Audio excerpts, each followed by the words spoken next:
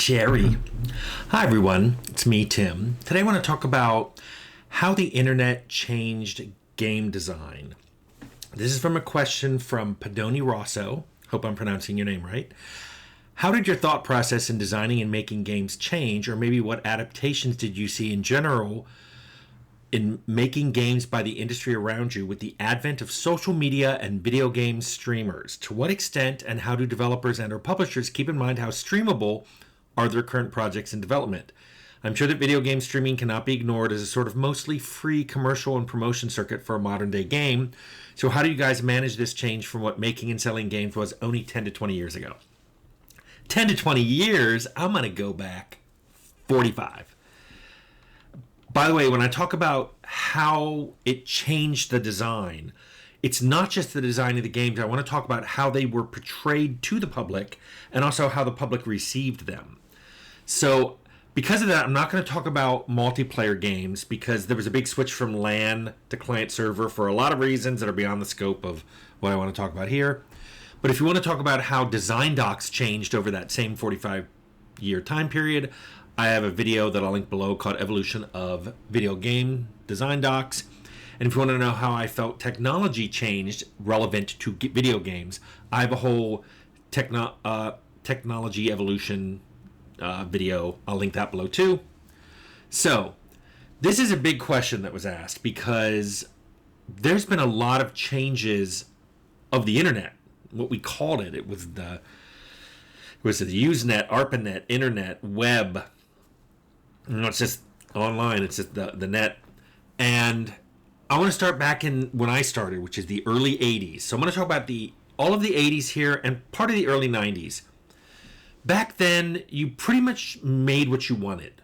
I've called it the Wild West. There's a video I made very recently called Carefree to Careful. I'll link it below, where I talk about that.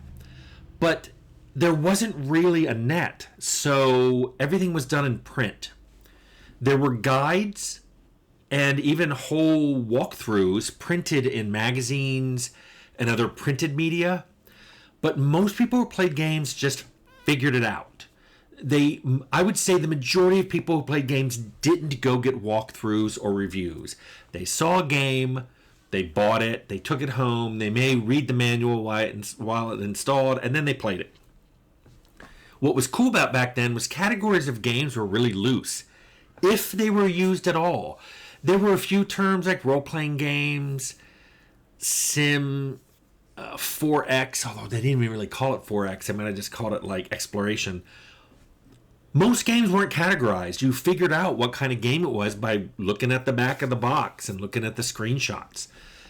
That was a long time. That was probably a decade and a half where that's how games were sold, and that's how games, they were sold physically, and people found out about them by word of mouth or looking at the game store. Very rarely printed media. All of that started changing in the late 90s and the 2000s. The internet became insanely popular. It came from being something that I used academically to suddenly all my friends were talking about it. All my friends were using it, and they were very excited about it. And they were like, did you know about email? Yeah, I've been using email for a decade. But now everybody has email, and everyone's getting email addresses. The internet got so popular that people could easily find a guide to any game they wanted to play online. And game categories started tightening up. There was adventure games were separated from role-playing games. What this affected, what I did is I was starting to become more, it was more possible for me to have a say in what I wanted to make. I wasn't making games because other people said, here's what we're making this year. But people were like, hey, what do you want to make? And I put together some engines. So I started making my games more complex, which subsequently made walkthroughs harder to define. I mean, what kind of character did you make? What choices did you make as you were playing? These all affected the walkthroughs. I remember when somebody asked me what I imagined the walkthrough for Fallout was going to be like, and I'm like, it can be really different. You don't have to go to these places in any particular order, and depending on what kind of character you're making, some of them are easier, some of them are harder, and what you do in those locations will be different. So that was fun to me. Then starting, I'm going to say YouTube, which was February 2005. At that point, videos became very easy for people to share. Playthroughs were really easy to make and share and easy to find, which meant people could just watch a game being played and decide if that's what a game they wanted to buy. And if they were ever stuck, they could just look up a playthrough. Sometimes a playthrough of just that one spot they were stuck in. This trivialized puzzles because you could just type, Fallout Master How to Kill, and it would just lay it out. There'd be a video. Here's what you do. Are you good at combat? Do this. Do you have this particular armor or weapons? Do this. Or do you have speech? Do this. Do you have stealth? Do this. Nobody had to figure it out. They could just look it up. So instead, I started focusing my games on what your character could possibly do. And then puzzles relied more on finding the puzzle pieces as doing them in the right order. So, like, the Master was a good example of it. It survives to this day because even if you read what you have to do, you still have to go do all those things. You just don't go in and go, speech 100, Master. So what I liked is it my game started going from finding items and using them to exploring all these places, learning about things, and then you could use them. Especially not just in combat, but in dialogue. Then the 2010s rolled around, and now those walkthroughs and videos online were starting to get replaced with influencers. I don't recall hearing the word influencer before the 2010s. What was interesting about these individuals is more than showing how to play games, they were actually recommending whether you should buy them or not. Differently than journalists. Journalists would frequently say, look at the game, look at the features, and it supports this, and it's very similar to this game, and blah, blah, blah. And then they'd finally give it, we're going to give it an 8 out of 10 because it was a little buggy, but we liked it. Influencers did something different. They were like, here's a game. I love it. It's for you. And let me show you. And then they show high points of it. Game print magazines, by the way, by the 2010s are already dying. And I think this killed them because why wait for a review when someone you already followed could just tell you about the game and whether or not you should buy it? Publishers responded to this by sending copies of the game to influencers and online channels just as much as they did to game journalists.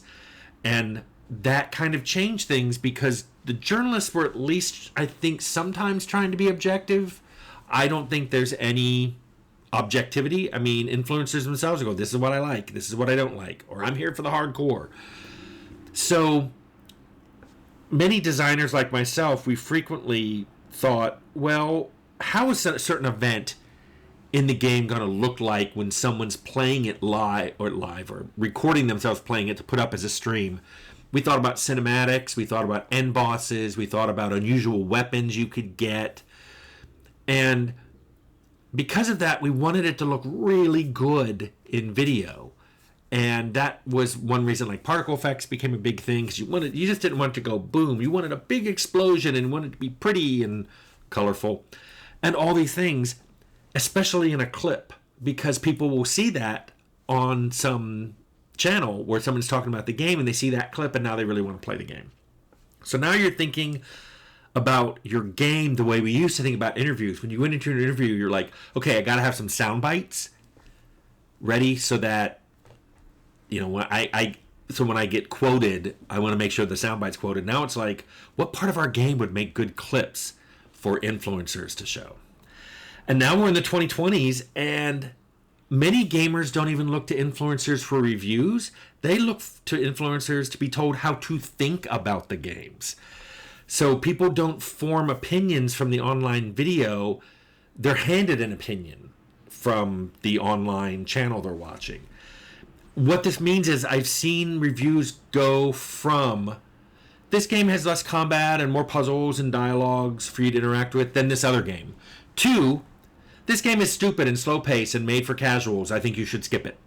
That's a huge difference in how games are presented. But more people are going for that latter. They're like, I don't have time. There's too many games. Just tell me whether I should buy it. Tell me if it's for me. So they find someone they just like, and then that person's opinion becomes their opinion. This has a positive side. It's easy to find someone who sides with your preferences and therefore is a good guide for you finding new games. And I've talked about that. That's how I look for game reviewers myself. I look at their reviews for games I already know. If they liked the ones I liked and didn't like the ones I didn't like, then I will trust them going forward on reviews of games that I haven't played yet. But the negative to this is more and more people seem to be abdicating their own judgment to that of people they see online. It's like, I don't want to think about it. You tell me what I should think about it. And I see that sometimes on this channel when I get multiple nearly identical comments from people. And I realize they're just quoting an online influencer. Sometimes it's a meme, but more often it's, oh, this influencer person said this thing about this, and now they're just quoting without any attribution in a comment. Sometimes even when it doesn't apply, which just makes me go, are they understanding why the person said that? But other reactions I see happening in the industry because of this trend is designers have become really obsessed with labeling their game. It's not enough to say I have an RPG. Is it an action RPG? Does it have an open world? Is this going to be controversial if I talk about this topic? They really want to know what the labels are on their games. And so do you guys. You guys ask these questions. Does it have this content? You know, is it hub and spoke version of a game? As if I can't think of a game that I hated because it was open world versus hub and spoke. I love both of them, and a well-made game can be done in both of them.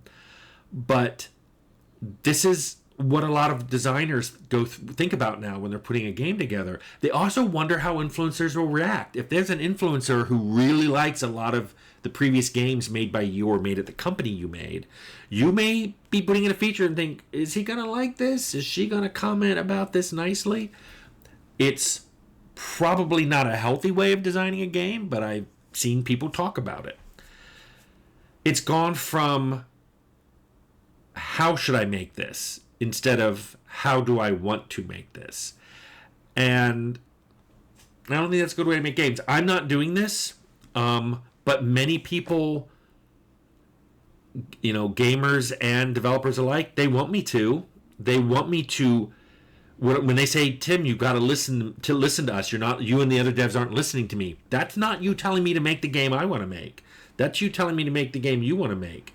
And that got to a head when I talked about Fallout and whether it's about capitalism, and everybody told me I'm wrong, that it is about capitalism. I'm like, okay, this game it's not what I intended, but you guys want it to be what you want it to be. So it's weird when you then turn around and say, well, go ahead and do what you want, but it's not. It better be what we want. I'm curious now because it's 2026 and I have no idea what the 2030s are going to be like. I'm concerned it will go one of two ways because the pendulum always swings.